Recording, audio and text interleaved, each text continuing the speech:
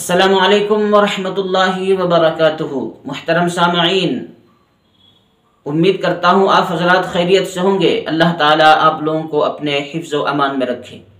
محترم سامعین، میں آج آپ لوگوں کے سامنے ایک بہت ہی بہترین عمل لے کر حاضر ہوا ہوں۔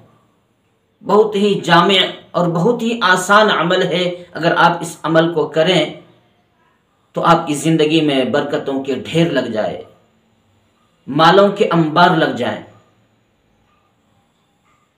آپ خود اندازہ نہیں کریں گے کہ یہ برکتیں کہاں سے آئی، اور یہ میرا نہیں، آپ کے اور ہمارے اور ساری کائنات کے جو آقا ہیں، آقا مدنی تاجدار مدینہ محمد الرسول اللہ صلی اللہ علیہ وسلم، ان کا یہ عمل ہے۔ اور اتنا آسان ہے کہ آپ سوچیں گے اس سے بھی یہ برکتیں آ سکتی ہیں۔ روزمرہ ہماری زندگی میں وہ چیز ہے مگر ہم کرتے نہیں۔ ہم کتنے خوش نصیب ہیں کہ اللہ تعالیٰ نے ہمیں آقا مدنی تاجدار مدینہ محمد الرسول اللہ صلی اللہ علیہ وسلم جیسے شخص کو نبی بنا کر ہمارے درمیان مبعوث فرمایا، جو سارے انبیاء کے سردار ہیں۔ بعد از خدا بزرگ تو یہ قصہ مختصر ہے۔ اللہ کے بعد اگر کسی کا مقام و مرتبہ ہے وہ ہے ہمارے آقا کا، اور ان کی سنت کو اللہ تعالیٰ نے ہمارے لیے مشعل راہ بنا دیا، ان کی زندگی کو ہمارے لیے نمونہ بنا دیا، آئیڈیل بنا دیا کہ ہم اس کے زندگی کو فالو کر کے دنیا کے اندر بھی اور آخرت کے اندر بھی ہم سرخرو اور کامیاب ہو سکتے ہیں۔ مگر آج امت ان کی سنت کو اپنانے کے لیے تیار نہیں۔ ڈاکٹر نے کہہ دیا، اس کی بات کو بالکل فالو کریں گے، اس پر عمل کریں گے۔ ڈاکٹر نے یہ پرہیز بتا دیا، ڈاکٹر نے یہ کہہ دیا، ڈاکٹر نے ایسا کہا، اس پر اگر عمل نہ کریں بیماری بڑھ جائے گی، جان کا خطرہ ہے، زندگی ختم ہو سکتی ہے۔ لیکن ڈاکٹر نے جو کہا کہ اس سے تمہارے جان کا بھی خطرہ ہے، تمہارے ایمان کا بھی خطرہ ہے، اس کو ماننے کے لیے آج امت تیار نہیں۔ جبکہ آقا مدنی کے ہر سنت کے اندر، ہر طریقے کے اندر وہ خوبیاں ہیں جو اللہ تعالیٰ نے سمیٹ کر ساری دنیا کی کامیابی اور آخرت کی ساری کامیابیوں کا خوبیاں اس کے اندر بھر دی۔ ایسے ہی ایک عمل جو آپ کے سامنے میں پیش کر رہا ہوں، سماعت فرمائیں اور دیکھیں کہ کتنا چھوٹا سا عمل ہے اور اس کا ثواب کتنا بڑا ہے، اس کا فائدہ کتنا زیادہ۔ تو چلیے سنتے ہیں بلا تاخیر وہ واقعہ۔ ایک صحابی رسول اللہ کے نبی علیہ الصلوۃ والسلام کے پاس تشریف لائے اور انہوں نے عرض کیا، یا رسول اللہ، میرے پاس بہت زیادہ قرض ہے، میں بہت زیادہ مقروض ہوں۔ اللہ کے نبی نے کہا کہ ٹھیک ہے، مقروض ہو تو قرض ادا کر دو۔ تو انہوں نے کہا، یہ سننے والی بات ہے کہ یا رسول اللہ، اتنا زیادہ قرض ہے کہ اگر مجھے اللہ تعالیٰ ایک زندگی جو اب دیے ہیں، مجھے موت دے دے، پھر دوبارہ مجھے زندگی دے، پھر بھی موت دے دے، پھر دوبارہ زندگی دے، 3 مرتبہ بھی اگر مجھے ایسی زندگی ملے تو بھی میرا قرض ادا نہیں ہوگا۔ آپ اس زندگی کی بات کرتے ہیں، ایسی 3 مرتبہ مجھے زندگی ملے اور 3 مرتبہ بھی میں قرض ادا کرنے کی کوشش کروں تو اتنا زیادہ قرض کا بوجھ ہے کہ میں ادا کرنے سے قاصر رہوں گا۔ اللہ کے نبی نے فرمایا، کیا اتنا زیادہ قرض ہے؟ تو چلو میں تمہیں قرض ادا کرنے کا ایک طریقہ بتا دوں۔ صحابی خوش ہو گئے اور انہوں نے سوچا کہ شاید اللہ کے نبی پوچھیں گے کتنا قرض ہے، اور جتنا میں کہوں گا اتنا اٹھا کر پیسے دے دیں گے۔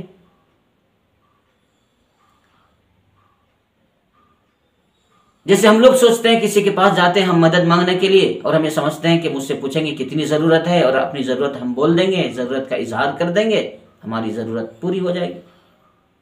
تو صحابی بھی خوش ہو گئے۔ تو اللہ کے نبی علیہ الصلوۃ والسلام نے ایک عمل بتلایا کہ یہ عمل کرو گے تو تمہارا سارا قرضہ ادا ہو جائے گا۔ اور عمل کیا تھا؟ اللہ کے نبی نے فرمایا، غور سے سنو، کھانے سے پہلے اور کھانے کے بعد دونوں ہاتھ کو گٹوں تک دھونا۔ کھانے سے پہلے اور کھانے کے بعد دونوں ہاتھوں کو گٹوں تک دھونا ہے، بس یہی عمل کرنا ہے۔ اس کے بعد اس کا فائدہ اور اس کا ثمرہ تم خود دیکھ لو گے، تمہارا قرضہ ادا ہو جائے گا، جاؤ۔ وہ صحابی چلے۔ اللہ کے نبی علیہ الصلوۃ والسلام نے یہ عمل بتلا کر ان سے کہا کہ دیکھو یہ میرا طریقہ ہے اور اس کے اندر اللہ نے برکتیں رکھی ہیں، تم اس پر عمل کرو گے تو تمہارا قرضہ ادا ہو جائے گا۔ وہ صحابی چلے گئے اور 40 دن بھی نہیں گزرے کہ اللہ کے نبی کا ایک طرف جانا ہوا اور وہی صحابی اپنے بیوی بچوں سمیت اپنے فیملی کے ساتھ کہیں جا رہے تھے مدینہ کے ایک طرف۔ اللہ کے نبی سے ان کی ملاقات ہو جاتی ہے اور اللہ کے نبی علیہ الصلوۃ والسلام ان سے پوچھتے ہیں کہ تم وہی صحابی تو نہیں ہو جس کے اوپر اتنا زیادہ قرضہ تھا کہ 3 زندگی بھی اس کے لیے ناکافی تھی؟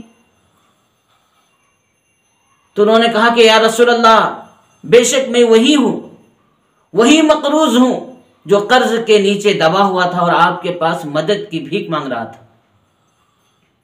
اللہ کے نبی علیہ الصلوۃ والسلام نے ان سے خیریت پوچھی اور کہا کیا حال چال ہے، کس طرح تمہاری زندگی گزر رہی، تمہارا کیا بنا؟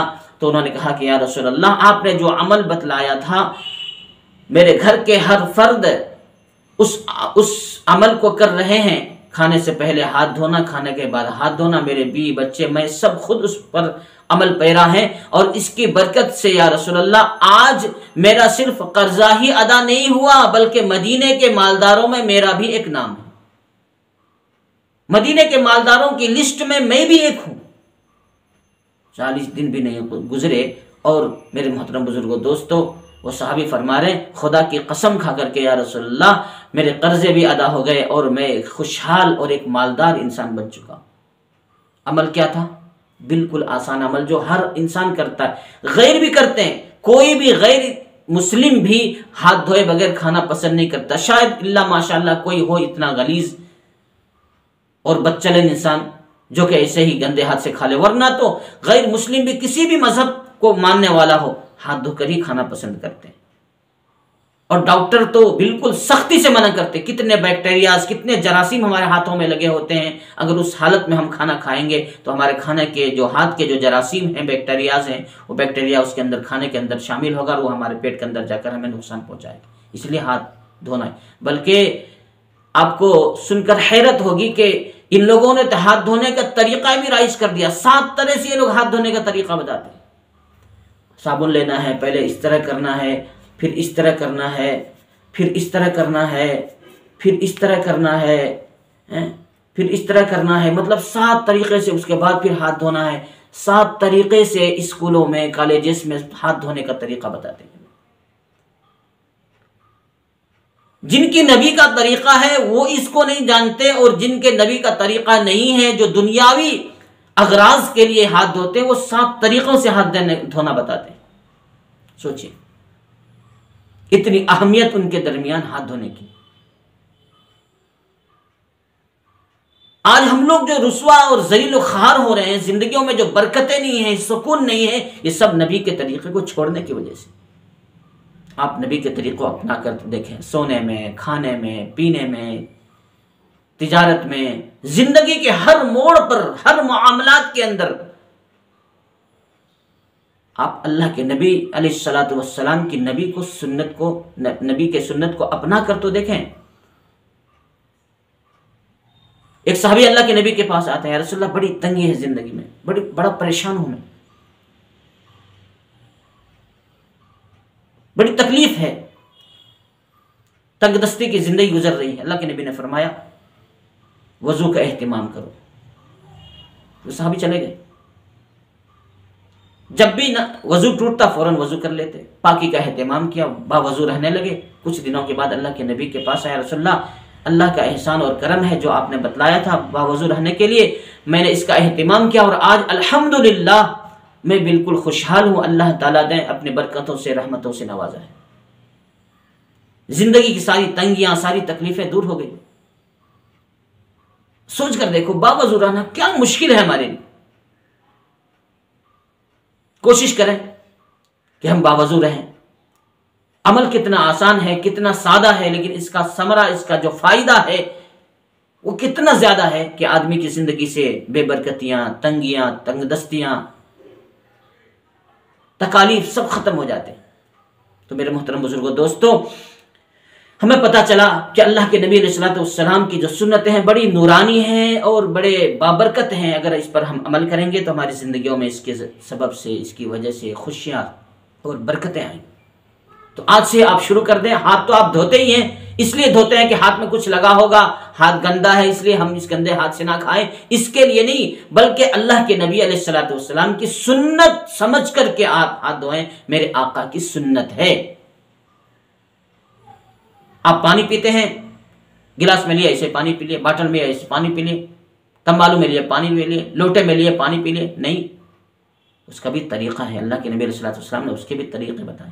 ایک صاحب بتا رہے تھے کہ رات میں اچانک میری نیند کھلی، پیاس لگی تھی مجھے، اور میں نے میرے بغل میں ایک جگ میں پانی رکھا ہوا تھا اور میں نے ایسے اٹھا کر پینے کی کوشش کی، لیکن معاً مجھے خیال آیا کہ شاید اس کے اندر کچھ ہو.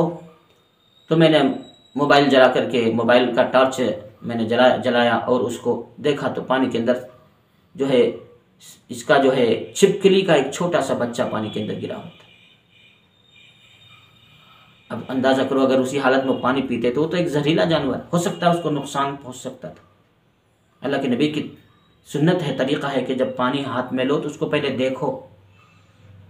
ہاتھ میں پانی لو، اس کو دیکھو، بسم اللہ پڑھو، 3 سانس میں پیو ٹھہر ٹھہر کر، اور پینے کے بعد الحمدللہ بول کر کے رکھو. وہ دیکھنے کا جو طریقہ ہے، اگر وہ نہیں دیکھتے تو اس سے کتنا بڑا نقصان ہو سکتا تھا. تو ہر سنت کے اندر ثواب بھی ہے، ہمارے ایمان کا بھی فائدہ ہے، جان کا بھی فائدہ ہے. آج مسلمان اللہ کے نبی کی سنت کو سنت ہی تو ہے یہ سمجھ کر چھوڑ رہے.